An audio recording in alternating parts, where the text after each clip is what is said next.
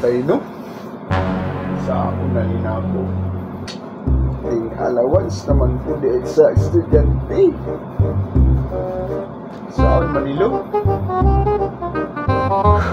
pero paitag din nga itong ginaguli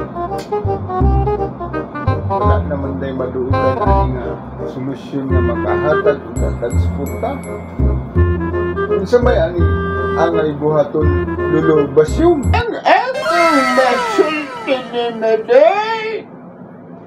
Dahil na ikaw magmalikon kanina sa iyong pagabuhaton doon.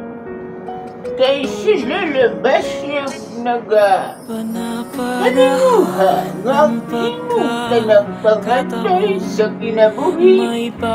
Imong makakot do'y ba? Busa, ang paagi nga imong buhaton, ikaw na'y magadasit sa imong estudyante o magsaling taas sa Ginoo.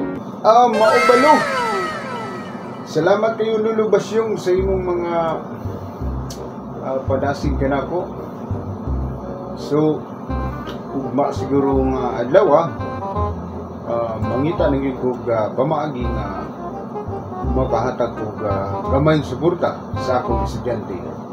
Salamat kayo lulubasyong nga.